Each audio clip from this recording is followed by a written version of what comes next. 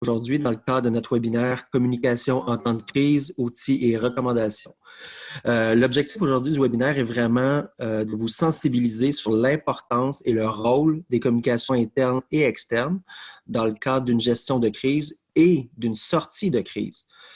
Aussi de mieux vous outiller et de vous aider à identifier les diverses parties prenantes à considérer lors de vos communications. Et aujourd'hui, nous avons le bonheur d'accueillir comme conférencier deux ténors des communications et relations publiques. Donc, tout d'abord, Marie-Françoise Hervieux, qui est présidente de l'agence Zone Franche. Marie-Françoise exerce en agence de communication et relations publiques depuis près de 20 ans. Et elle possède vraiment une solide expérience en communication corporative, communication d'influence et communication marketing. Au cours de sa carrière, Marie-Françoise a notamment travaillé à l'échelle du Canada, des États-Unis et de la France. Et puis, depuis quelques années, elle intervient également à titre de conférencière dans le cadre d'événements d'affaires. Aussi, nous accueillons Guy L'Italien, qui est conseiller principal en relations publiques et affaires gouvernementales, également chez Zone Franche depuis 2014. Et en plus de son travail chez Zone Franche, Guy est chargé de cours au département de communication sociale et publique à l'Université du Québec à Montréal depuis septembre 2016 et est impliqué dans l'enseignement universitaire depuis 2002. Il compte pas moins de 32 années d'expérience en relations publiques. Il a notamment dirigé l'équipe de relations médias d'Hydro-Québec lors de la crise du verglas en janvier 1998, avant de prendre la direction des communications d'entreprise de la Société d'État. Donc, merci Marie-Françoise et Guy d'avoir accepté notre invitation et de partager si généreusement votre expertise avec nous tous. Donc, sans plus tarder, j'inviterai mon collègue Charbel à rappeler le fonctionnement technique du webinaire, de même que le processus pour la période de questions. Merci. Bonjour. Donc, au niveau des questions, nous allons vous demander de poser vos questions dans le chat, soit en l'envoyant à tout le monde ou bien en l'envoyant au host Aéro Montréal. Nous allons poser les questions à la fin de la session. Et lorsque c'est le temps des questions, en fait, si vous voulez poser vos questions directement, il serait aussi possible de le faire. Voilà. Marie-Françoise, à vous. Merci, Kevin. Bonjour tout le monde. On est très heureux d'être avec vous aujourd'hui virtuellement. Alors, simplement pour présenter aussi Zone Franche avant de commencer avec la communication de crise. On est une agence en fait, spécialisée en communication corporative, d'influence, un peu comme Kevin le disait. Vous avez ici toutes nos expertises, donc, et notamment, évidemment, celle de la gestion d'enjeux, la gestion de crise. Les services que nous offrons, là, qui nous occupent le plus au quotidien, sont ceux que vous voyez ici à l'écran. Je vous dirais qu'on est particulièrement reconnu pour notre expertise en relations de presse. C'est ce qui nous occupe le plus au quotidien, ainsi que tout ce qui est tout ce qui porte aussi à la rédaction de toutes sortes, au positionnement des gens dans la communauté, etc. Donc ça, c'est un peu ce qui nous occupe le plus d'une façon généralement. Simplement aussi pour vous dire qu'on a ouvert un bureau à Paris il y a quelques années. On a joint en 2019 un réseau international qui est présent dans une trentaine de pays que vous voyez à l'écran. Ça nous permettait, on avait de plus en plus de demandes pour un accompagnement dans d'autres pays que la France et le Canada. Donc, ça nous permet maintenant de le faire plus facilement. Et simplement pour terminer, je voulais partager la liste de nos clients ici. On a vraiment des clients de toutes sortes, de toutes tailles, dans plusieurs industries, qu'on accompagne au BNL, etc. Voilà. Et on a autant de clients B2C que B2B. Voilà. Et en fait, pour commencer, avant de commencer sur le contenu qui nous intéresse aujourd'hui, on voulait simplement rappeler qu'est-ce qu'une crise, quand est-ce qu'une entreprise est en crise. Parce que souvent, les entreprises viennent nous voir quand elles pensent avoir une crise, mais ce n'est pas toujours le cas. Et en fait, il faut savoir qu'une crise, une entreprise est en crise quand une partie ou l'ensemble de ses activités sont perturbées. C'est un petit peu ce qu'on connaît en ce moment. On pourrait même dire que le Québec et le monde entier en ce moment sont perturbés, là, certainement, ça c'est clair.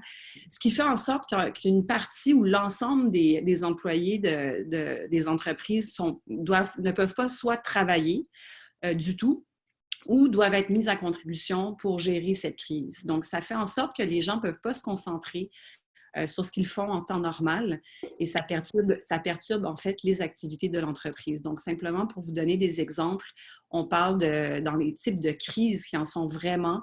Les fusions et acquisitions, on les a mis en fait dans les deux catégories. Ça peut être aussi des enjeux, ça pourrait être aussi une gestion d'enjeux. Ça dépend en fait de comment la fusion et l'acquisition se font. Les mises à pied massives, c'est une crise, effectivement, parce que l'entreprise ne peut plus fonctionner ou doit faire des ajustements. Une perte d'accréditation qui empêcherait une organisation de pouvoir fonctionner, des désastres naturels, etc. Et puis maintenant, on voit que la pandémie est certainement nous amène à gérer des crises. Du côté des enjeux, des fois, ça peut être des accusations criminelles, des entreprises qui sont visées par des accusations criminelles, par exemple, et puis qui détournent son attention, la forçant à gérer cet enjeu, détourne son attention de ses activités quotidiennes. Donc ça, c'est des exemples comme ça qu'on a voulu mettre pour vous. Changement de PDG, par exemple, pour certaines entreprises, quand Steve Jobs est parti, par exemple, chez Apple, mais c'est sûr qu'avec la notoriété qu'il avait, c'est certainement quelque chose que Apple avait à l'époque voulu bien gérer pour que ça soit que ça sorte du mieux possible, si on veut, autant dans les médias qu'à l'interne. Sinon, les principes de base qu'il faut retenir, on commence par ça avant de passer aux étapes qu'on va voir ensemble par la suite, mais il y a vraiment des principes de base quand on vit une crise. Une crise, c'est souvent une source d'anxiété due au changement qu'elle crée chez les gens qui sont concernés. Donc, c'est important de communiquer le plus tôt possible et de prendre le contrôle du narratif. On va y revenir à tout ça, mais c'est simplement des principes de base qu'on voulait communiquer avec vous. Communiquer tôt, prendre le contrôle du narratif, être très authentique dans votre communication, montrer de l'empathie et d'être donc rassurant et le plus transparent possible. On peut, dans le fond, des fois, on ne connaît pas toute l'information. On peut le dire qu'on n'a pas toute l'information, mais on le fait, donc on est quand même transparent en se faisant. Et on essaie de ne pas communiquer de l'information qu'on n'a pas vérifiée au préalable non plus. Alors aujourd'hui, on voulait partager, en fait, vous présenter l'information sous forme de 8 étapes qui sont ici. D'abord, créer la cellule de crise. On va parler aussi de la gestion, de la communication avec les employés, les clients, les fournisseurs, la communication externe. On va se pencher un peu sur les médias sociaux, les relations de presse, la communication avec les actionnaires ou les investisseurs, les relations avec la communauté. Et puis, on va parler aussi de la communication d'après-crise parce qu'on est déjà, de toute façon, pour certains d'entre nous, de nos clients, on est en train de préparer la communication d'après-crise. Et aussi on va parler un petit peu de l'étape du post-mortem. Qu'est-ce qu'il faut faire pour pouvoir le faire toujours dans une optique de communication aujourd'hui. Donc, la première étape, qui est celle de créer la cellule de crise. Alors, c'est sûr que l'on est déjà quelques semaines dans la crise, mais on voulait quand même revenir là-dessus. Comme ça, vous aurez l'information par la suite. C'est une cellule généralement qui se veut multifonctionnelle, qui est capable de réagir vraiment rapidement et qui, selon la taille de votre organisation, peut compter entre 3 et 7 personnes. Ce qui est important, c'est qu'il y ait au moins un représentant de la haute direction, idéalement, une personne qui sera responsable des communications, un représentant RH et des experts selon vos enjeux, les enjeux auxquels vous faites face. Et ça peut être donc des experts externes aussi.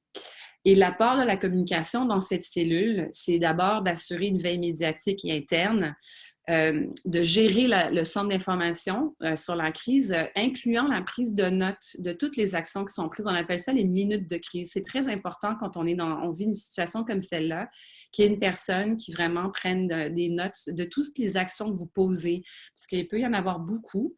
En ce moment, en plus, on a une crise qui dure quand même assez longtemps et on peut oublier avec le temps tous les gestes qu'on a posés durant la crise. Et au moment du post-mortem, c'est vraiment important de pouvoir y revenir pour pouvoir s'assurer, pour pouvoir vérifier certaines choses. C'est aussi les communications qui sont responsables de faire des rapports réguliers aux personnes clés de l'organisation, qui sont responsables d'élaborer les messages clés qui vont être véhiculés à l'interne et à l'externe, et essentiellement d'assurer la bonne marche des communications avec l'ensemble de vos parties prenantes. Marie-Françoise, une particularité par rapport à la cellule de crise, c'est important que les membres de la cellule de crise soient atteignables constamment. C'est-à-dire que maintenant, aujourd'hui, en 2020, évidemment, on a nos courriels, on a nos textos, etc., etc.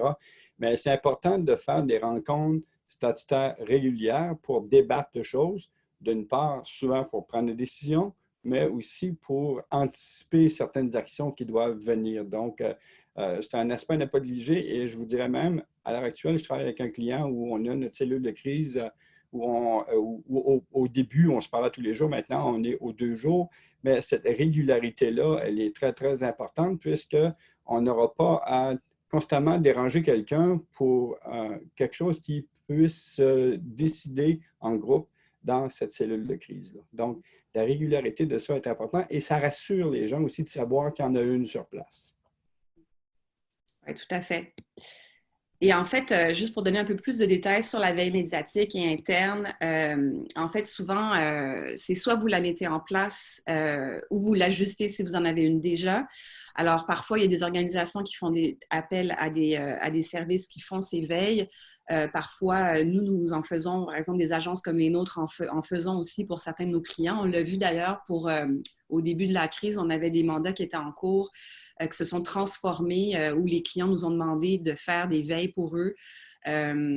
Donc, et sinon, bien, vous avez toujours aussi sur Google le système des alertes qui peut très bien se mettre en place et vous aider à faire cette veille seul, de façon autonome, si je peux dire. C'est important de faire cette veille selon la situation dans laquelle vous vous trouvez, la situation géographique, les enjeux de votre industrie.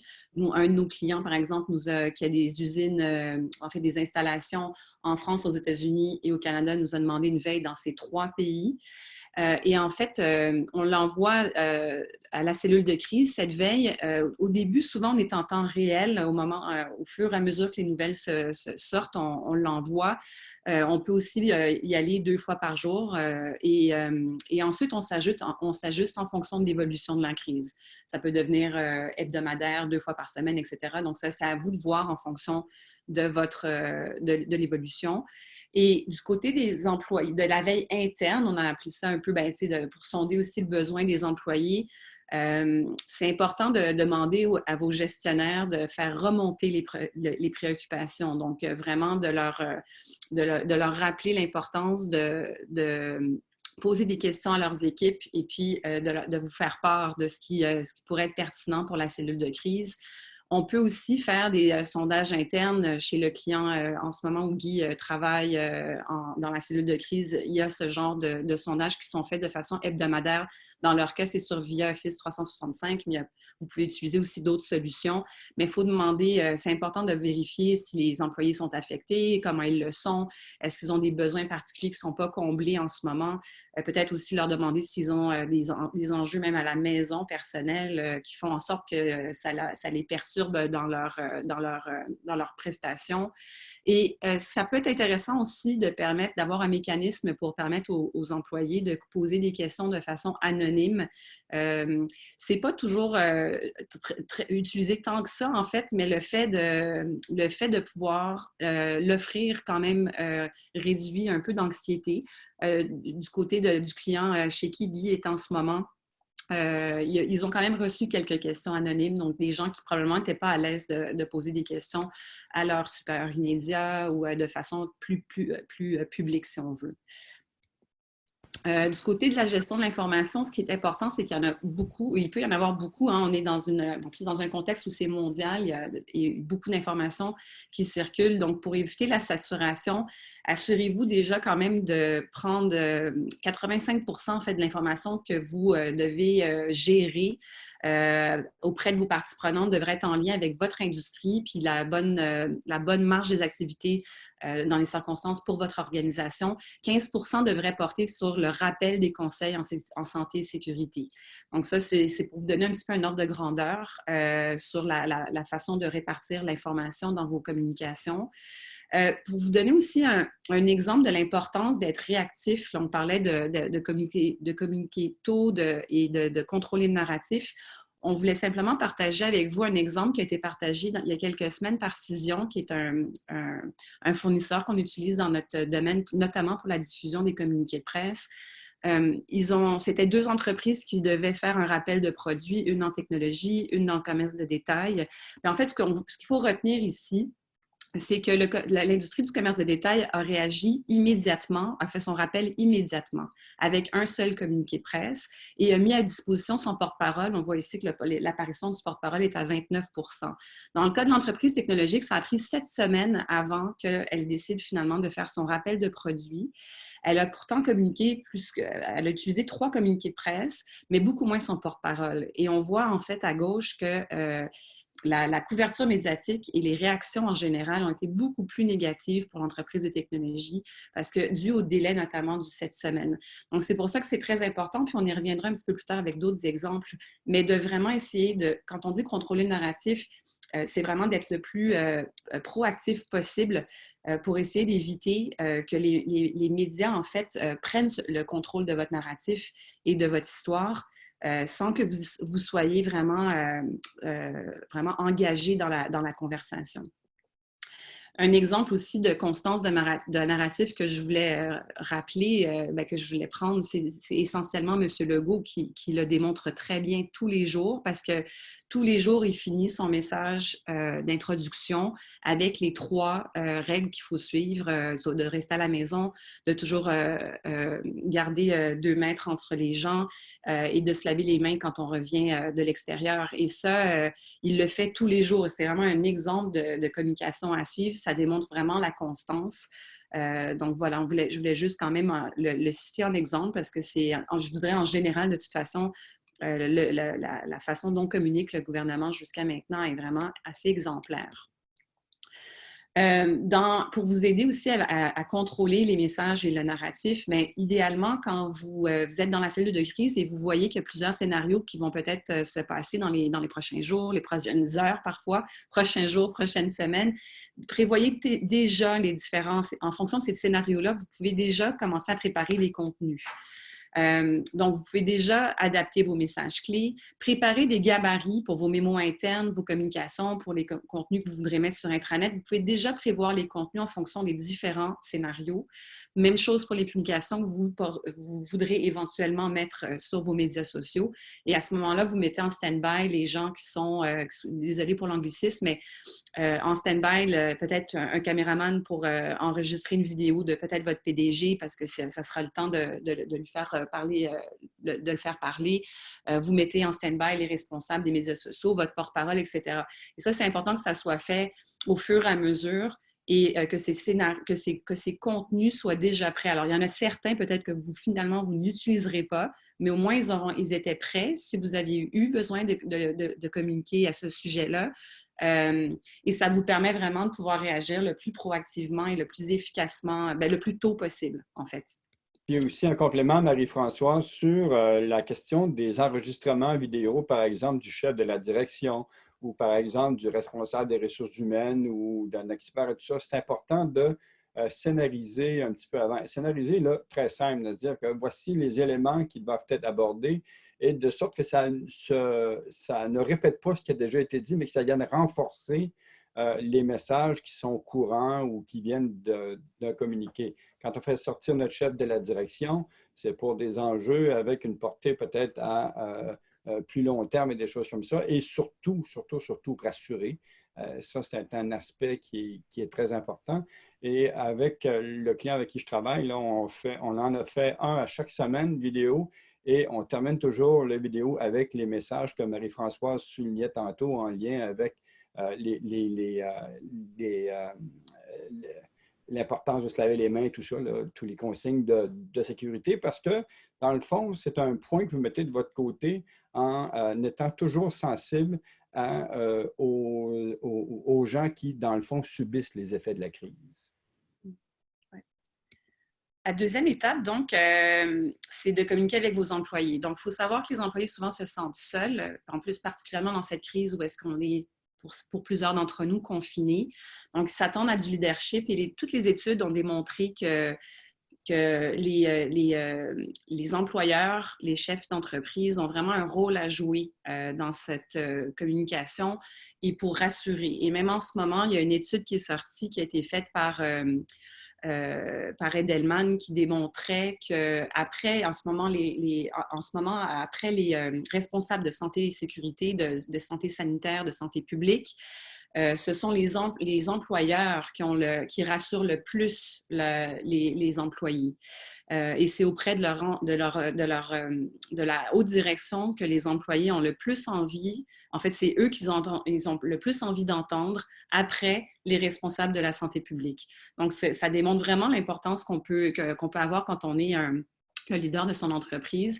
Il y a plusieurs canaux de communication qui s'offrent à vous pour communiquer. Alors, il y a quand même encore des entreprises qui fonctionnent avec des employés sur place. Donc, ça peut encore se faire tant qu'on respecte les consignes de distanciation. Mais évidemment, en ce moment, il y a vraiment une explosion des outils virtuels comme Teams, Zoom, etc., l'intranet, les courriels, etc. Donc, ça, et puis pour le message vidéo, comme Guy le faisait, souvent l'usage de la vidéo, je ne sais pas, ça fait déjà quelques semaines qu'on est tous en télétravail. Moi, ce que j'ai observé, c'est que c'est bien, on est en mesure de faire notre travail, mais c'est plus compliqué. Je dirais que le contact physique nous manque quand même. Donc, les messages vidéo, de pouvoir utiliser Zoom, etc., pour avoir le contact visuel reste très important en ce moment pour préserver, je dirais aussi, une cohésion, une mobilisation, puis l'esprit d'équipe aussi dans les échanges. Quand on communique aussi, on a aussi nous-mêmes, on a beaucoup d'informations en tête. Quand on fait en plus partie d'une cellule de crise, on sait tout ce qui se passe parce qu'on a vu ce que nos collègues nous rapportent. Il ne faut pas quand même présumer que les gens à qui vous allez communiquer ont toute cette information-là en tête. Donc, c'est important quand vous préparez vos contenus de vraiment répondre à toutes les questions qui sont ici. Quand est-ce que ça va commencer? Qui ça touche? De quoi il est question? Pourquoi on fait ça? Etc. Comment on va le faire?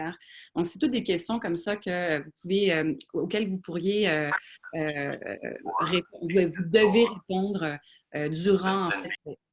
Excusez-moi? J'entendais quelqu'un parler. Non, ça va? OK.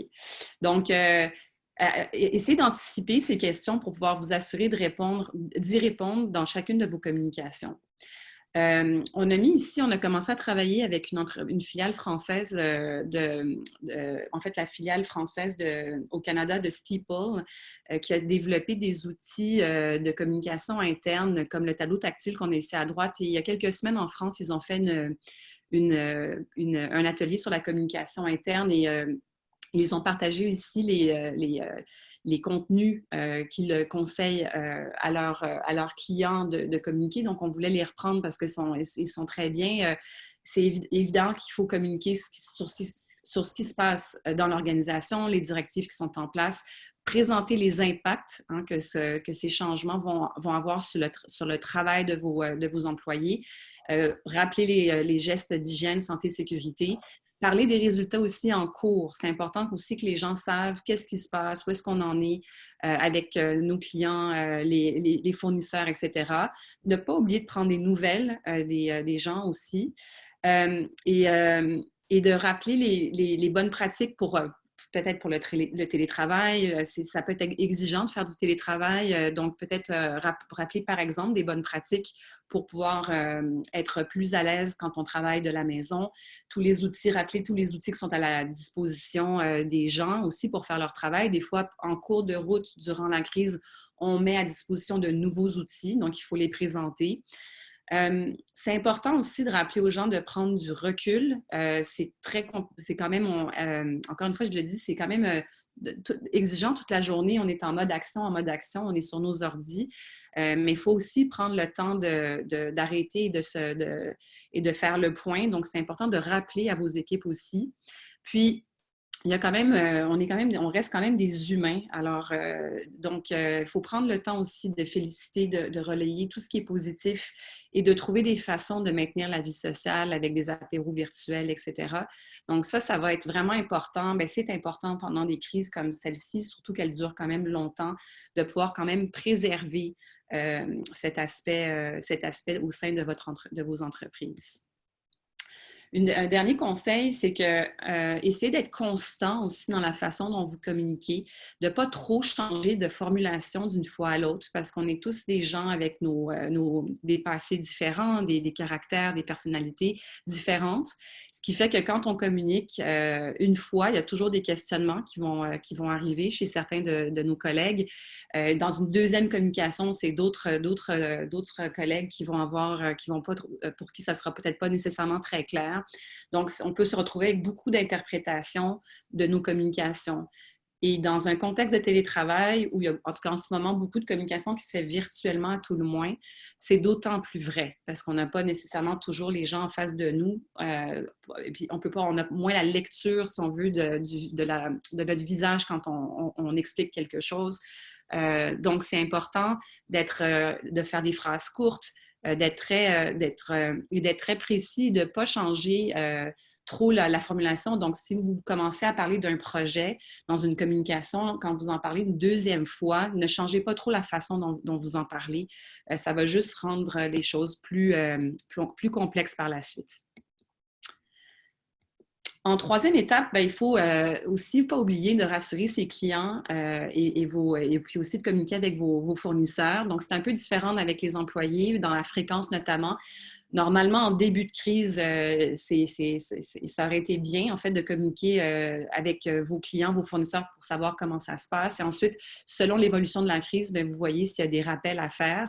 Ça serait très important, puis on en reparlera un petit peu dans la sortie de crise, mais de faire aussi une communication avec eux quand la crise, ou en tout cas la fin de on va commencer à sortir de la crise. Ça sera aussi important de le faire. Il faut vous concentrer sur ce qui est le plus important concernant la relation que vous avez avec eux. Est-ce que la crise a un impact sur eux ou sur la relation que vous avez ensemble, sur votre prestation à leur égard ou, dans le cas des fournisseurs, leur prestation sur vous? Donc, c'est important de savoir qu'est-ce qui se passe de ce côté-là. Et aussi, dans le cas des clients, par exemple, aussi de les rassurer sur les moyens que vous déployez pour pouvoir préserver la continuité de vos services et puis la relation que vous avez avec eux. Donc, c'est aussi, faut aussi pas oublier de fournir des messages clés qui sont adaptés pour vos clients et vos fournisseurs, à vos employés qui sont responsables des relations avec eux. Ça va beaucoup les aider aussi. On peut aussi trouver des solutions pour soulager les clients ou les fournisseurs. Moi, j'ai participé à quelques webinaires aussi récemment où certains de mes collègues parlaient d'avoir offert des réductions disons, de 5 % sur des factures antérieures. Mais en fait, l'objectif, c'était de s'assurer que de préserver les liquidités de leur entreprise et de donner un coup de main aussi aux clients d'une certaine façon, de la même façon. Donc, il y a beaucoup de choses là, qui peuvent se faire pour essayer de préserver cette relation. On doit adopter un ton on est plutôt dans la compréhension, on est moins dans une vente, dans un esprit de vente ou d'occasion d'affaires. On est vraiment plus dans la préservation de la relation. Et si vous avez à faire des communications externes, que ce soit de la publicité ou des relations de presse, bien, il faut s'adapter aussi pour rejoindre ses clients. Puis on voit notamment l'apparition de publicités utilitaires on voulait en parler, puis la presse a fait un article là-dessus ce matin où est-ce qu'on voit, puis je vous invite à en prendre connaissance si vous ne l'avez pas déjà fait, c'est intéressant, mais on voit qu'il y a beaucoup d'entreprises qui ont transformé vraiment leur publicité pour en faire vraiment, pour transmettre en fait les mesures qui se mettent en place en ce moment pour pouvoir continuer à avoir une relation avec leurs consommateurs. Donc ça, c'est intéressant. C'est une chose, Marie-Françoise, un petit rappel message clé. Ce qu'il faut retenir surtout de ça, c'est ce qu'on veut que les gens retiennent.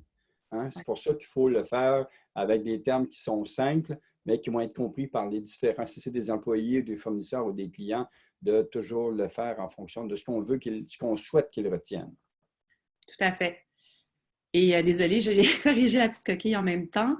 Quatrième étape, c'est un défaut, en communication externe. Alors, pour les médias sociaux, c'est intéressant, on a quand même vu un impact, la COVID a eu un impact sur l'usage et l'utilité de certaines plateformes. On a vu dans les études qu'on a consultées, on voit que LinkedIn connaît une hausse dans sa fréquentation, dû notamment au fait que les entreprises continuent à communiquer sur ce qui se passe chez elles, sur ce qui se passe dans leur communauté, leur engagement, etc. Il y a aussi beaucoup de personnes qui ont perdu leur emploi, beaucoup d'entre eux se sont tournés évidemment sur LinkedIn pour en chercher, pour en trouver un autre.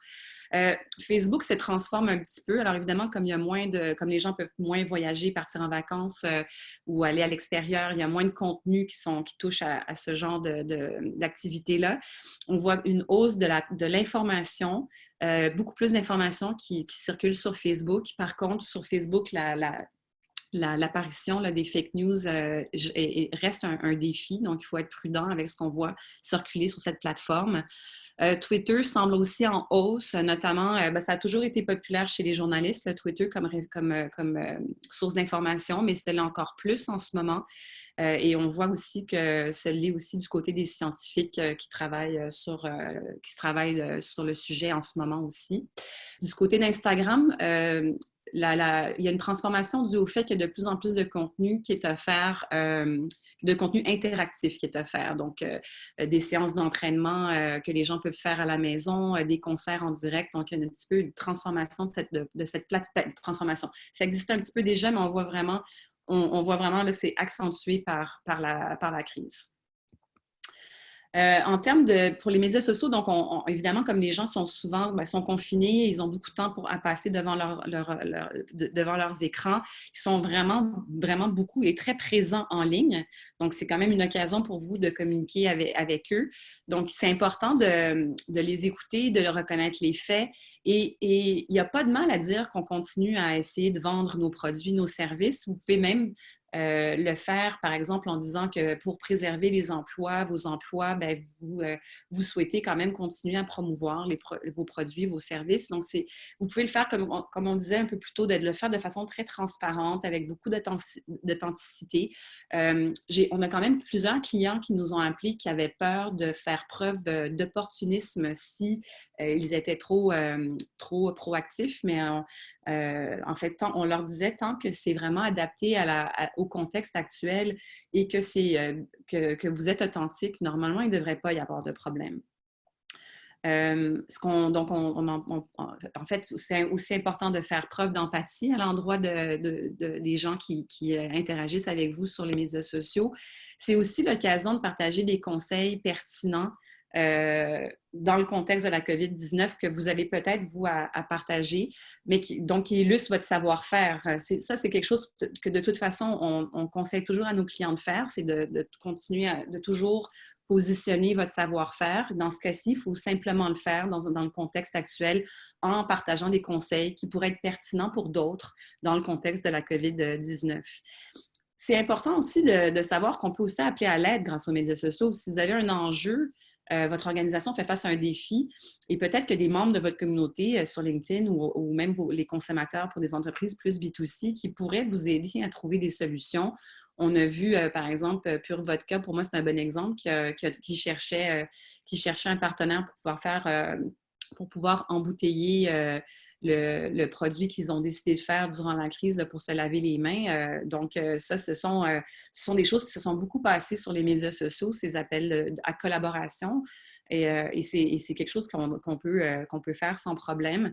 Et si c'est possible au Québec de vous inscrire dans le mouvement Acheter local, si c'est pertinent pour vous, n'hésitez pas à le faire. C'est sûr qu'en ce moment, le gouvernement lui-même a demandé aux Québécois d'être engagés par rapport à ça. Donc, on a tous intérêt à faire valoir le fait que nos produits ou nos services sont québécois quand c'est possible de le faire, quand ça s'applique. En termes de relations de presse, déjà, on voulait partager avec vous un peu de contexte de nous, ce qu'on a observé dans les dernières semaines. Donc, évidemment, les grands médias sont tous en mode COVID-19. Là, c'est très dur pour eux de parler d'autres choses. Par contre, à ce sujet-là, je vous dirais, un de nos partenaires en Pologne vient de faire un sondage auprès des Polonais pour voir qu'est-ce qui les intéresse de voir dans les médias en ce moment. Et les Polonais ont répondu qu'ils souhaitaient commencer à voir aussi d'autres choses que juste des contenus qui portent sur la COVID-19. Je pense que c'est quand même assez exigeant pour nous d'être constamment... de recevoir constamment des contenus qui portent sur cette crise, parce que c'est quand même un contenu de crise, donc c'est dans les faits quand même assez négatif et assez anxiogène. Donc, il commence à y avoir quand même un souhait pour un contenu qui peut-être nous permet de nous divertir ou d'avoir de l'information sur autre chose. Les médias spécialisés sont encore preneurs de contenu, mais idéalement, il faut qu'ils soient adaptés au contexte. Je vais vous donner des exemples un petit peu plus tard. Les médias lifestyle, ça vous concerne un peu moins. Mais sont encore preneurs parce que beaucoup d'entre eux aussi sont en train de prévoir les éditions de l'été, etc. Donc, c'est normal, ils ont quand même besoin de se préparer. On a remarqué aussi une hausse marquée des abonnements. Nous, à la Gazette, c'est un contact à la Gazette qui nous l'a dit eux-mêmes, qui nous l'a dit lui-même qu'il y avait vraiment eu une grosse hausse des abonnements du côté de la Gazette. On sait que le lectorat aussi, l'écoute dans plusieurs médias sont en hausse, dont la Presse Plus, RDI. Donc ça, c'est intéressant parce que ça démontre aussi que les médias retrouvent un petit peu leur lettre de noblesse qu'ils avaient perdue dans les dernières années. Par contre, malheureusement, dû à cette crise et notamment à la baisse des revenus publicitaires, il y a eu plusieurs mises à pied dans les salles de nouvelles, ce qui fait qu'il y a un risque accru d'erreurs factuelles, de rumeurs et de fake ou de false news. Donc, il faut être très vigilant par rapport à ça. Et je vous dirais que les conseils qu'on voulait vous donner aujourd'hui portent notamment beaucoup sur ces erreurs factuelles qui peuvent se glisser dans les articles parce que... encore une fois, il faut faire preuve de beaucoup de proactivité et avoir recours peut-être à un communiqué de presse pour rectifier rapidement et publiquement les faits. Il faut que ce communiqué-là soit bref, ferme. On s'assure aussi que notre porte-parole est disponible parce que ça va lui demander aussi de donner des explications pour rectifier le tir. Ça va être exigeant pour lui ou elle. Le porte-parole va être vraiment dédié à ça pendant parfois 2-3 jours. Donc, il faut aussi que le reste de l'équipe des communications s'ajuste parce qu'il sera moins disponible. Et aussi en communication externe, un point important, Guy en a glissé un mot tout à l'heure, mais c'est important dans un contexte, en fait, où il y a une communication très importante à faire. On ne doit pas hésiter d'avoir recours au PDG comme porte-parole. Mais sinon, le porte-parole désigné un autre porte-parole désigné peut être mis en contribution sans problème. Normalement, un PDG, on ne le sort pas publiquement pour faire pour réagir à de la nouvelle ou pour donner des explications sur une base régulière. Là, je vous parle pour la communication externe. Parce que dans le cas de l'interne, effectivement, ça peut même être hebdomadaire sans problème, selon la taille de votre organisation, même plus. Mais du côté de l'externe, généralement, un PDG ne devrait pas être mis à contribution comme porte-parole, sauf pour les annonces majeures. Donc ça, c'est important. Je vous donne un exemple. Au début de la crise, évidemment, les centres, les épiceries ont été assez touchés par la crise. On a vu Métro sortir son PDG assez rapidement au début de la crise et c'est lui-même qui a fait l'annonce aussi concernant les dons qu'il faisait à des banques alimentaires. Donc, il y avait vraiment un enjeu très important pour Métro avec cette hausse de l'achalandage sur leur site Internet pour l'achat en ligne, ainsi que sur l'impact qu'avait donc cette crise en magasin et tous les ajustements qui ont dû être faits. Et c'est à ce moment-là qu'ils ont cru bon de sortir leur PDG. Je pense que c'était vraiment une bonne chose. Par la suite, par contre, ça a pu se faire tout à fait pour le reste, là, pour les mises à jour qui ont dû avoir lieu dans les semaines qui ont suivi. Un porte-parole de l'entreprise pouvait certainement faire le travail.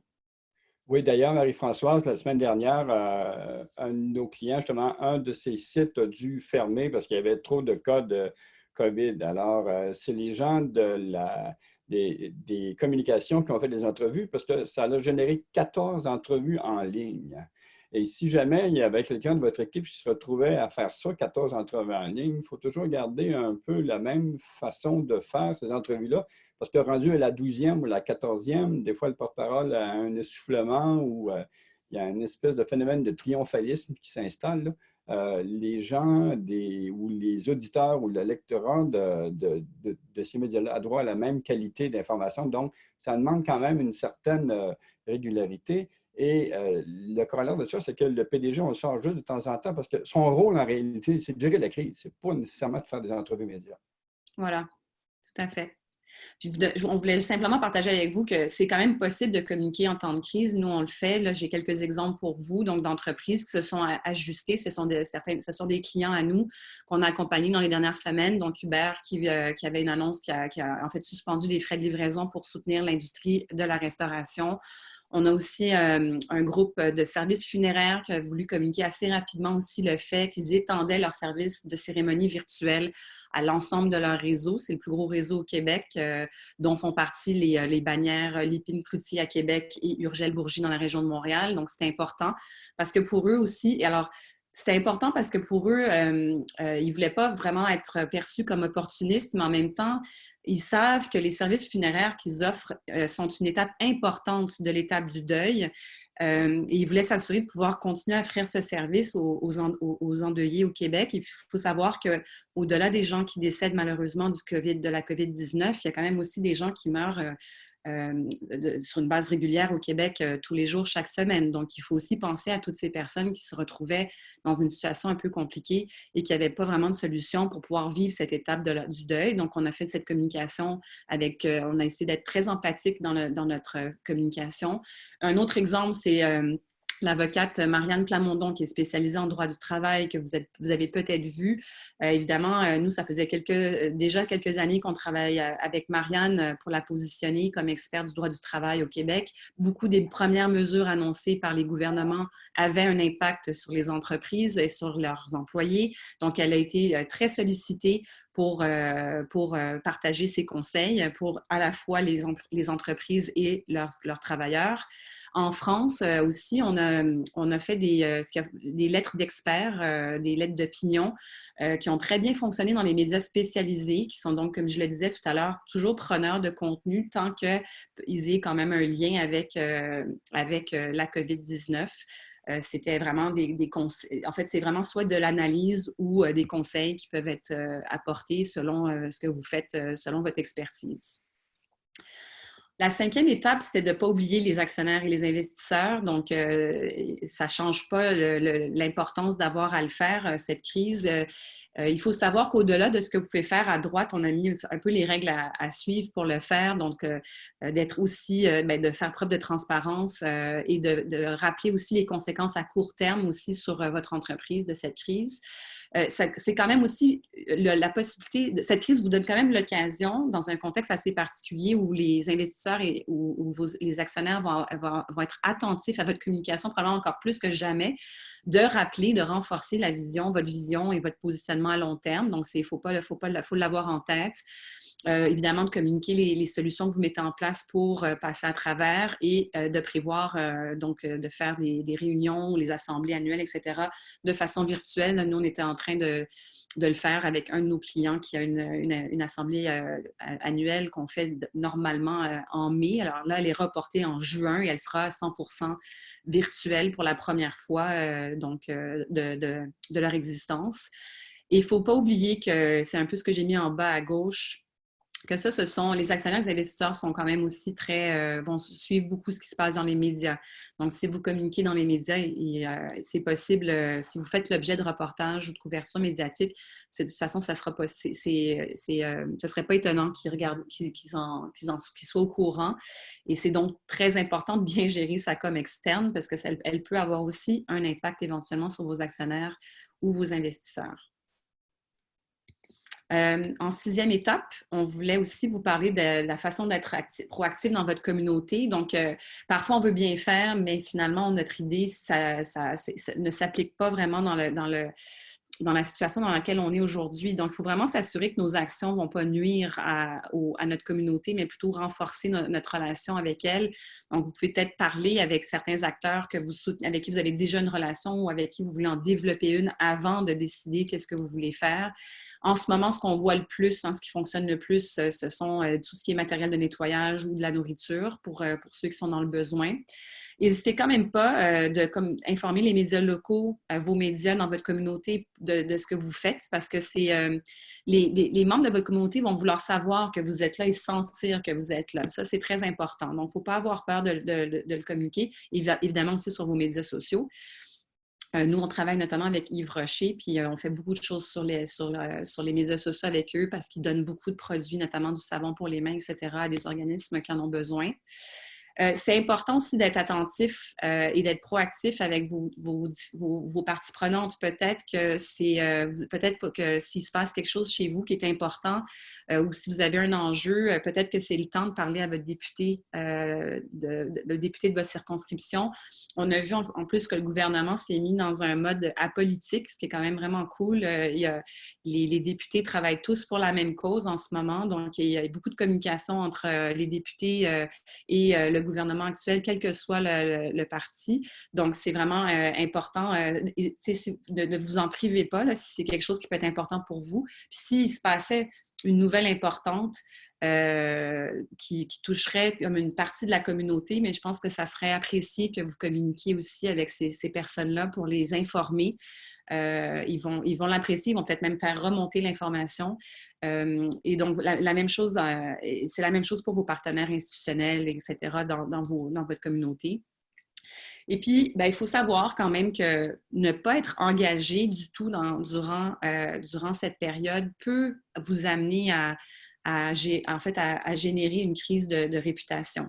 Donc, c'est important. On voit déjà quelques articles qui remettent en question, qui sont critiques du manque de proactivité de certaines entreprises. Là, évidemment, il est souvent question de multinationales, mais à notre échelle à nous, il y a tout le temps quelque chose que nous, on peut faire pour donner un coup de main. Donc, il faut quand même se poser la question. Évidemment, plus une entreprise est connue et plus on s'attend à ce qu'elle fasse quelque chose. Quand on est plus petit, c'est moins le cas, mais il faut quand même se poser la question. Parce que le pire qui pourrait, parce que vous n'aurez pas envie de gérer une crise de réputation quand vous arriverez dans l'après-crise. Vous aurez quand même encore beaucoup de choses à gérer. Donc, voilà. Et finalement, on voulait vous parler un peu de l'après-crise parce qu'on y arrive. On le voit chez nos clients, on commence à se préparer déjà sur l'après. Guy et moi, quand on a fait la présentation, on se disait on n'a jamais connu une crise similaire à celle-ci dans laquelle on se trouve aujourd'hui. Donc, on ne peut pas trop se fier à ce qui s'est déjà fait dans le passé. Alors, cette après-crise, ça va être un petit peu à inventer. Et c'est souvent l'étape la plus longue dans une crise. C'est souvent l'étape la plus longue. Et comme cette crise-ci est particulièrement longue, cette après-crise risque de l'être aussi. Encore plus. Donc, ce n'est pas rien quand même, il faut en être conscient. De façon générale, le premier conseil qu'on voulait partager avec vous, c'est de préparez-vous à dire merci. Merci et savoir à qui vous allez vouloir dire merci. Vous pourriez déjà commencer à vous faire une petite liste. Vous avez probablement des employés qui se sont vraiment démarqués vraiment par leur engagement durant cette période que vous allez vouloir remercier publiquement. Peut-être votre banquier, vous avez des... Moi, je pense que c'est important qu'on se fasse déjà une petite liste de ces personnes. Peut-être que vous avez demandé des congés de loyer où vous êtes entendu avec certains partenaires pour reporter certaines choses. Donc, ça serait vraiment important de dire merci. La façon dont vous allez le faire, ça pourrait vraiment vous aider pour bien débuter l'après-crise, en fait, à tout le moins, de prendre le temps de le faire. Pour les employés, ça va être encore important durant l'après-crise d'être très régulier dans ses communications, de continuer à rappeler les mesures, en fait, les consignes de santé et sécurité parce que on va en avoir pour encore des mois à devoir les appliquer. Ça sera important que vous demandiez à vos employés si la reprise a un impact sur eux aussi sur le plan personnel. Est-ce que leurs enfants est-ce qu'ils ont des jeunes enfants à l'école? Est-ce qu'ils sont en mesure de vraiment reprendre leur travail? sans être stressé, etc. Je dirais que l'aspect mental ici va être très, très important. Alors, il faudra peut-être voir si vous pouvez, qu'est-ce que vous pourriez faire pour contribuer au bien-être global de vos employés dans cette après-crise. Ça va être un sujet, à mon avis, à notre avis, ça va être un sujet qui va être assez important pour, dans la communication puis dans la relation qu'on va tous avoir avec nos équipes dans les prochains mois. Ce qui amène à la communication interne à se transformer. Je pense qu'on pense que la communication interne va être touchée à long terme par rapport à ce qui s'est passé. Les modes de travail, on vient d'adopter beaucoup de nouveaux modes de travail dans les dernières semaines. Certains d'entre eux vont probablement demeurer. Un de mes clients en France me disait hier que finalement, il trouve que certaines façons de faire maintenant sont plus efficaces. Donc, peut-être que c'est des choses qu'il va vouloir préserver dans l'après. Mais quoi qu'il en soit, il risque d'avoir un impact sur la communication interne pendant encore plusieurs mois. Et elle va être plus dialogique, plus bidirectionnelle. Il va falloir vraiment suivre beaucoup le pouls de vos employés. Voilà, donc il va falloir travailler assez de près aussi avec les responsables des ressources humaines à ce sujet-là. L'autre sujet dont on voulait pour l'après-crise, c'est la communauté. Donc, ça sera le temps de continuer à agir comme bon citoyen corporatif si vous l'avez déjà fait pour contribuer à cette reprise. Et il y aura probablement plusieurs comités de réflexion qui vont être mis en place dans les prochains mois pour faire le point, pour revenir sur ce qui s'est passé. Donc, peut-être que ce serait l'occasion pour vous de participer à certains d'entre eux puis de partager. Excusez-moi, il y a une coquille, là, je la corrigerai. De partager aussi votre point de vue dans le cadre de ces comités. Et ce faisant, cette action que vous allez peut-être prendre dans ces comités ou ce qui va se passer dans votre communauté ou à l'échelle du Québec même, ça sera l'occasion pour vous de vous positionner, en fait, de positionner ces messages que vous allez vouloir partager. Donc, il faut toujours l'avoir en tête. Pour ce qui est de la communication externe, on pense qu'il va y avoir beaucoup de rumeurs dans les prochains mois. Donc, il va falloir faire attention quand vous faites votre veille aussi.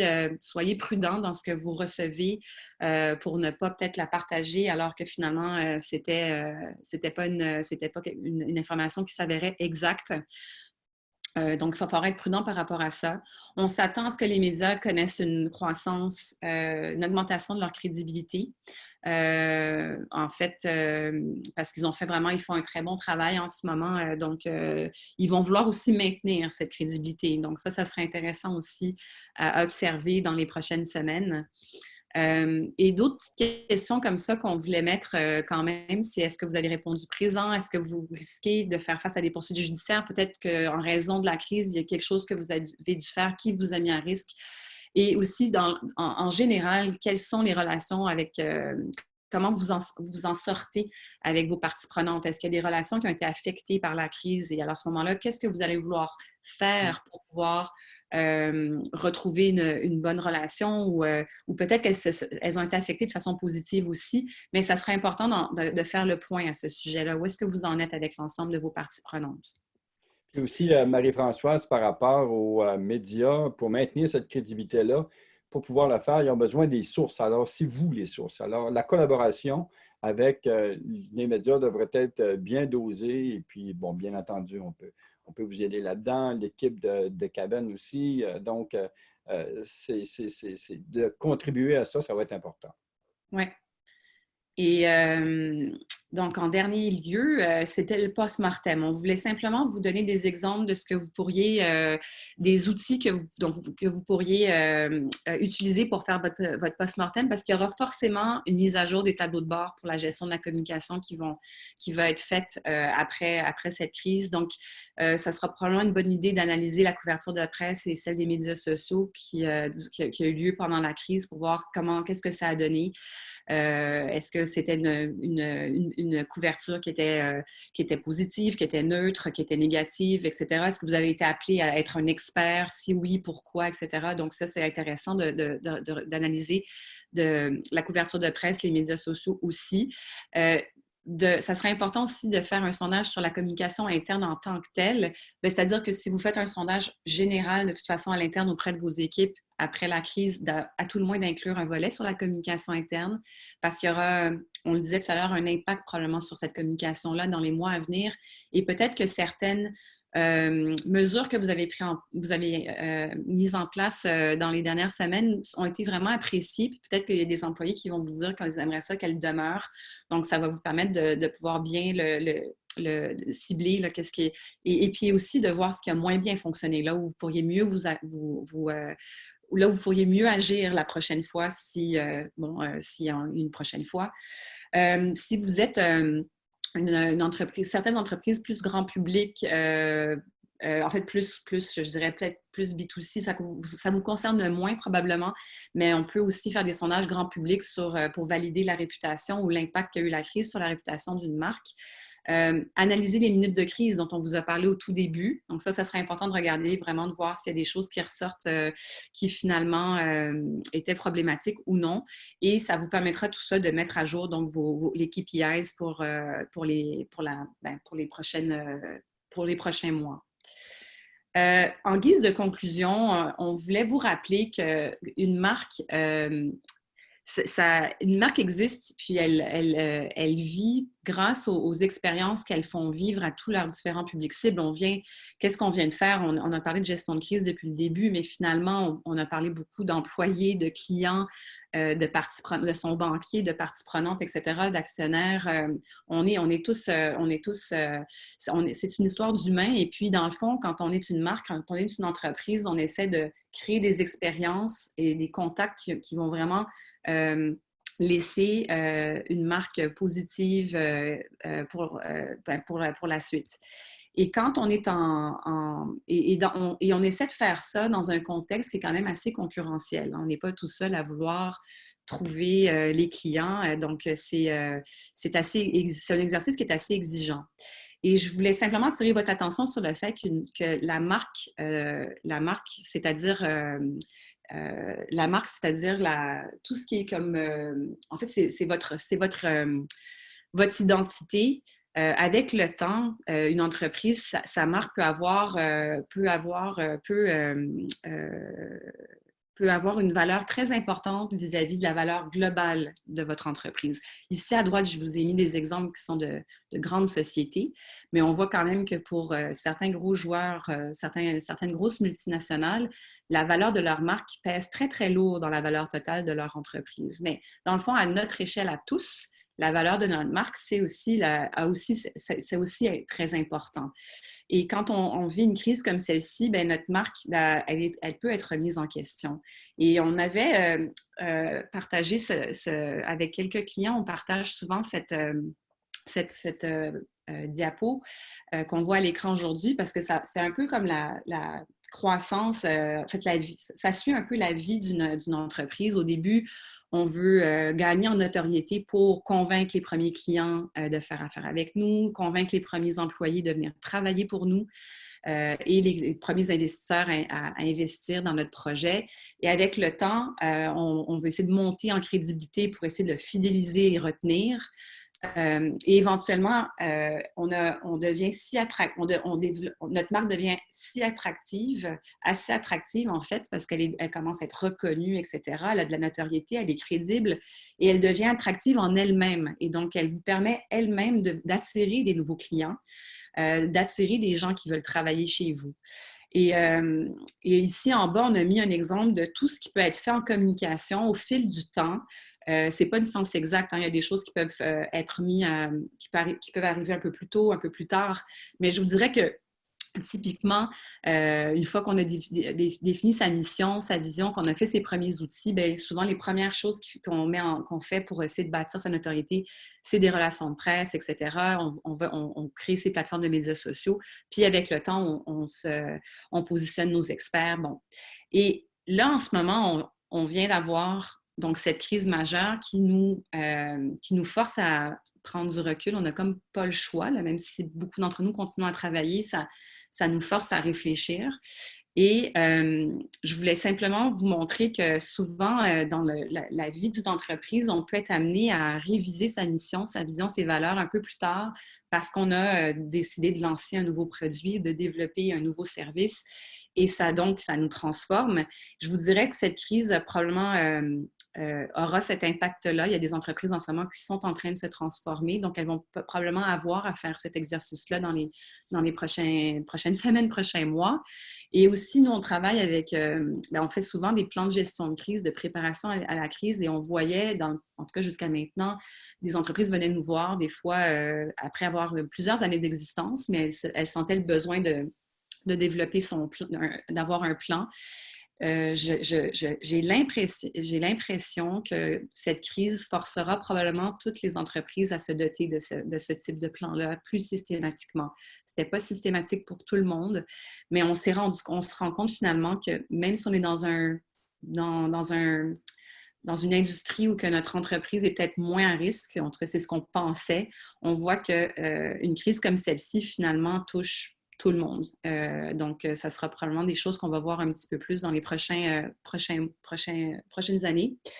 Une dernière diapo aussi que je voulais partager avec vous, c'est que dans cette série de décisions dont je vous parlais tout à l'heure, là, qui démontrait en 2019 quel avait été l'investissement en communication entre ce qui était les médias achetés, donc ce qui est essentiellement de la publicité, ce qui appartient aux entreprises, donc essentiellement les sites Internet, vos blogs, vos médias sociaux, et ce qui est acquis, c'est-à-dire ce qui est généré dans les médias par le biais notamment des relations de presse. Et on voit qu'aux États-Unis, en 2019, les relations de presse, les médias acquis, earned, avaient pris beaucoup plus d'importance que les deux autres piliers. Là, nous, on se demandait si le reste du monde, en 2020, allait commencer à suivre cette tendance. C'était la première fois que ça arrivait, qu'il y avait cette montée là, du désir d'avoir de la couverture générée par des tierces parties et notamment par des journalistes. C'est probablement lié au fait aussi qu'on voit une montée en crédibilité des journalistes dans les dernières années. Probablement aussi dû à la montée des fake news qui forcent les gens à peut-être se retourner davantage vers des médias en qui ils ont confiance, qu'ils connaissent déjà. Mais je voulais simplement vous parler de cette diapo-là parce que ce qui va se passer aussi, c'est que, par exemple, dans les prochains mois, tous les budgets qui étaient dédiés aux salons, aux trade shows vont probablement être redistribués sur d'autres actions de communication. Nous, on a déjà un client en France qui nous l'a dit. On a un client qui était sur plusieurs salons, qui faisait ses propres événements, qui s'attend à ne pas les faire d'ici la fin de l'année. Donc, il nous a confirmé son souhait qu'on continue avec lui de faire notre positionnement dans les médias, qu'on l'aide à faire son positionnement dans les médias avec les relations de presse, parce que ça va être parmi les dernières actions de communication qui vont demeurer sécuritaires, en fait. En tout cas, à tout le moins, en ce moment, ça l'est déjà. Donc, va falloir surveiller un petit peu ce qui se passe dans les prochains mois à ce sujet-là. Et deux dernières diapos pour vous, pour terminer, mais c'est qu'on pense que, Guillemot se disait qu'on pense que le succès de l'après-crise va vraiment beaucoup reposer sur la qualité de la réflexion et du dialogue que tous les acteurs de la société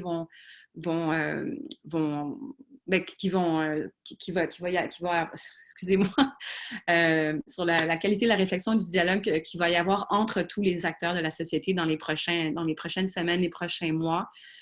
Surtout considérant le fait qu'il va peut-être avoir une deuxième vague et une autre pandémie. Donc ça va être important. Bon, on a la chance au Québec quand même de le faire dans un contexte qui est relativement apolitique.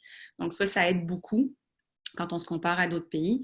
Et ici, on se disait, Guy et moi, qu'en fait, on voulait faire une réflexion, prendre du recul. On vous disait tout à l'heure, c'était important de le faire, mais nous-mêmes, on a essayé de le faire, puis on se disait, les années 75, de 75, la décennie de 75 à 85, ça a été beaucoup marqué par la sécurité énergétique. Il y avait une hausse du prix du pétrole, ça a forcé beaucoup d'acteurs de l'industrie, notamment des transports, à réfléchir parce qu'il y avait une augmentation des coûts. Donc, on a vu apparaître des véhicules sur la route plus petits. Ça a forcé aussi des acteurs dans votre domaine aussi de repenser à repenser à la fabrication de vos produits. Ça va amener aussi différentes nouvelles filières qu'on connaît, les filières vertes, éoliennes, solaires et tout ça. En 2000, ça a été vraiment, on était vraiment dans un prisme qui a été beaucoup touché par le terrorisme, par le 11 septembre, ce qui fait que ça a fait apparaître toute la sécurité dans les aéroports, etc. Ensuite, en 2008, ce qui a touché beaucoup la décennie de 2010, on a eu, à cause de la crise financière, on a eu beaucoup d'attention qui a été portée justement sur le secteur financier, mais aussi sur toute la gouvernance de données, la protection des données. Depuis 10 ans, là, on parlait vraiment beaucoup de ça. Et en fait, on pense que cette prochaine décennie va beaucoup porter sur la sécurité sanitaire, mais également, elle aura un impact, cette crise, sur la surveillance humaine. On a déjà vu apparaître dans les aéroports en Asie des technologies pour surveiller la température des gens. Donc, on pense peut-être qu'il va y avoir un peu ce genre de sujets-là vont être assez présents médiatiquement dans la prochaine décennie. Évidemment, il ne faut pas oublier l'environnement qui, disons, depuis on a mis environ mi-2000, mais qui est devenu aussi un prisme médiatique très important. En tout cas, ça, c'est clair. Et de plus en plus, depuis quelques années, c'est encore plus présent dans les médias. Et donc, on pense que on pense qu'il va falloir en tenir compte parce que je vous dirais que médiatiquement, quand on positionne les entreprises, il faut être conscient de ces prismes-là parce que il faut qu'on réussisse à faire en sorte que nos clients, dans la mesure du possible, s'inscrivent dans ces discussions qui ont lieu. Et ici, on est tout de suite dans un contexte qui est mondial en plus. Il n'y a pas un pays qui est plus en avance que l'autre nécessairement. On va tous se retrouver un petit peu dans cette même bulle de sécurité sanitaire et de surveillance humaine. Et en fait, on voulait simplement vous amener en conclusion, à réfléchir. En fait, dans le cadre de ce qu'on vient de se dire, il faudra tous, vous comme nous, qu'on réfléchisse sur les occasions de positionnement. Comment on va faire pour se positionner dans ce contexte-là ou se repositionner parce qu'on aura peut-être été transformé par cette crise. Alors, ça sera en fait à nous de faire cet exercice. Voilà. Merci. Merci. Donc, passons à la période des questions. Je vous rappelle que vous pouvez envoyer vos questions via le chat, soit en mode privé directement à Aéro Montréal et nous pourrons les lire, ou bien à tout le monde. Ou bien l'autre façon, ce serait vraiment de lever la main avec la fonction dans Zoom et on vous donnera la parole. Donc, je vais commencer. Première question qui a été envoyée. Le webinaire est-il enregistré et sera-t-il partagé avec les participants? En fait, le webinaire est enregistré, oui. Nous enverrons l'hyperlien de la présentation après le webinaire d'aujourd'hui. Le contact des intervenants est également partagé dans la présentation, sinon il sera partagé par la suite. Prochaine question que nous avons reçue, c'est quel conseil pour les PME qui n'ont pas les moyens financiers et ressources humaines que les grandes entreprises? Quel conseil avez-vous pour les PME? Donc, de façon générale, on ne peut pas poser de façon générale, j'imagine. Je vous dirais, c'est parce que la question est un petit peu large. Est-ce que ça touche les coms internes ou les coms externes ou c'est pas évident de… Allons-y avec les coms externes dans ce cas-là, vu qu'il n'y a pas eu de précision pour la question. Je vous dirais… en fait, je vous dirais que si il y avait un moment en ce moment pour gérer pour faire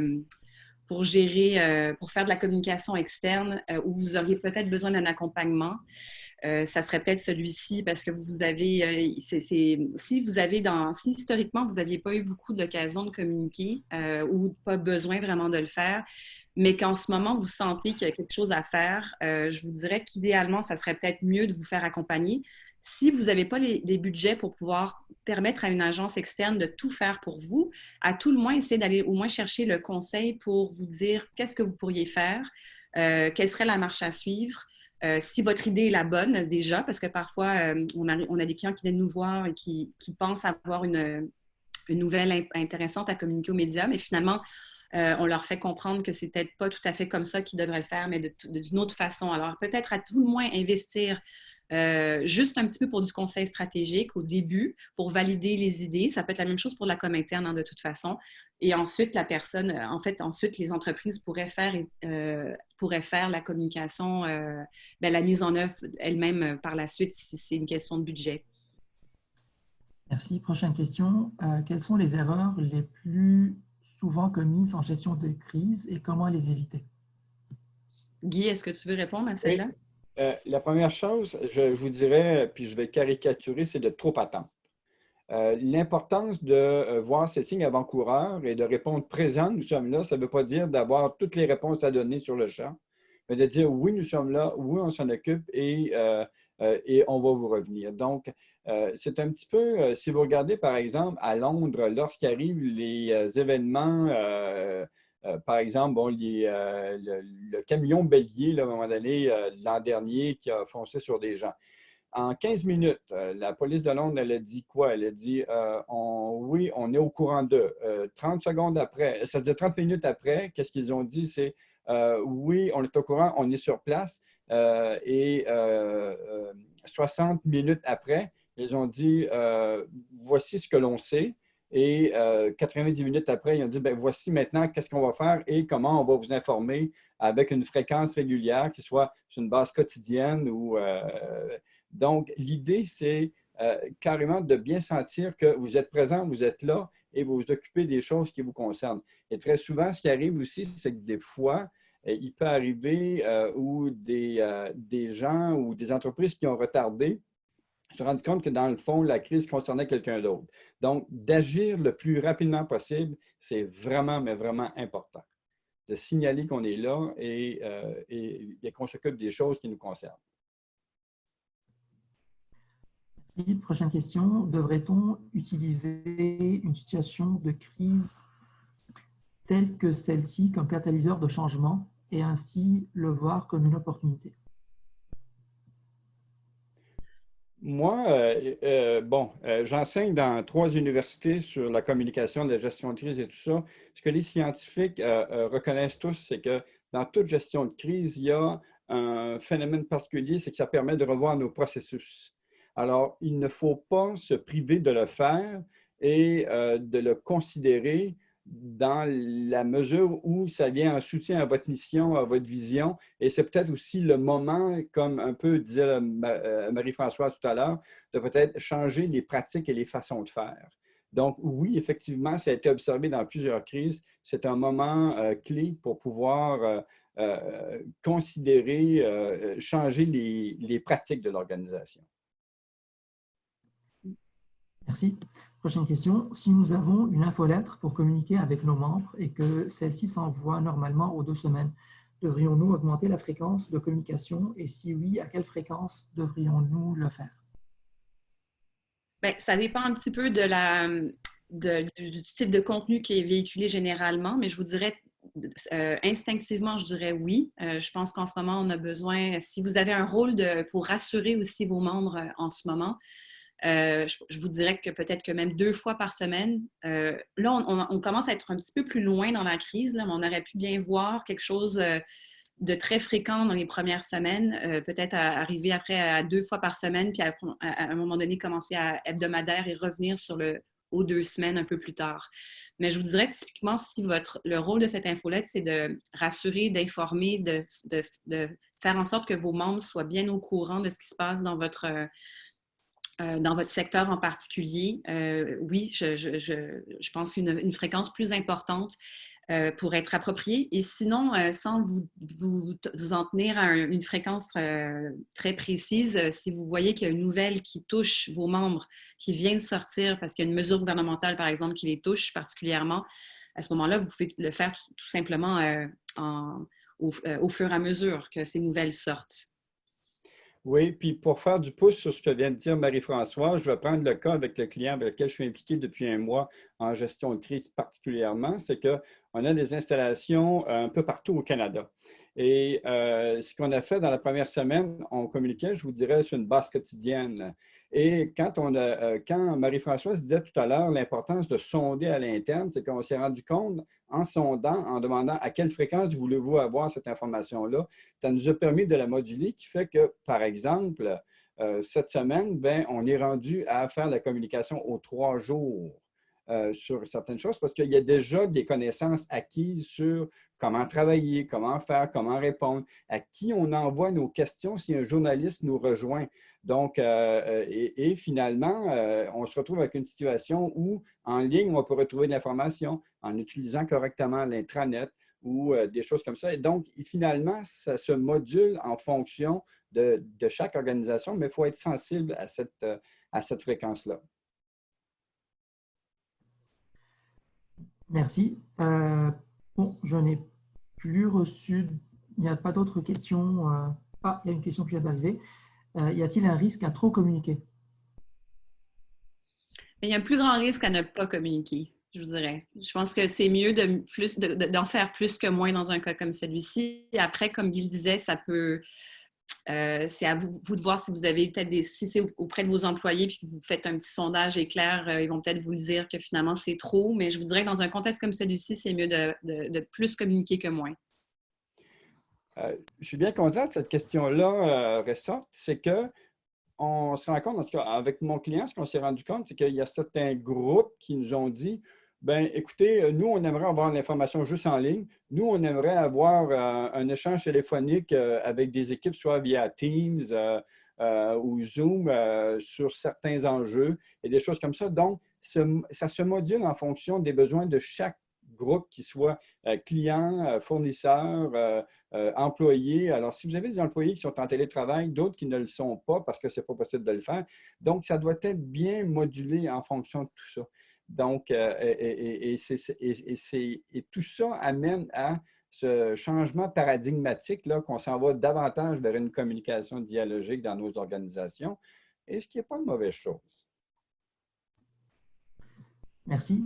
Il n'y a pas d'autres questions. Donc, si quelqu'un veut poser une question de vive voix, je vous demanderai de lever la main et de poser la question.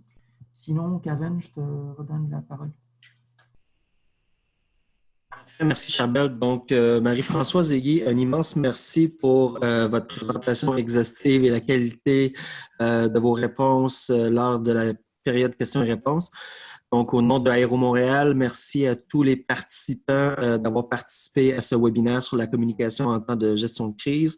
Encore une fois, le webinaire a été enregistré et sera partagé avec tous les participants, de même que les coordonnées de Marie-Françoise et Guy. Donc, encore une fois, merci beaucoup à tous.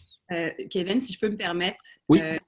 Juste en réponse à la première question qui a été posée pour les plus petites, les PME qui ont moins de moyens pour pouvoir se communiquer, moi, j'invite les gens qui veulent, peut-être qui ont juste besoin de conseils, les gens peuvent communiquer avec moi. Hein, si c'est juste pour valider certaines choses, il n'y a pas de problème. Là, ça va me faire plaisir de vous donner des conseils pour juste à tout le moins peut-être valider si vos idées sont bonnes ou si ce que vous avez déjà fait est bon. N'hésitez pas à communiquer avec moi, ça va me faire plaisir de vous donner un coup de main. Merci beaucoup encore une fois et bonne journée à tous. Merci. Au revoir. Au revoir. Au revoir.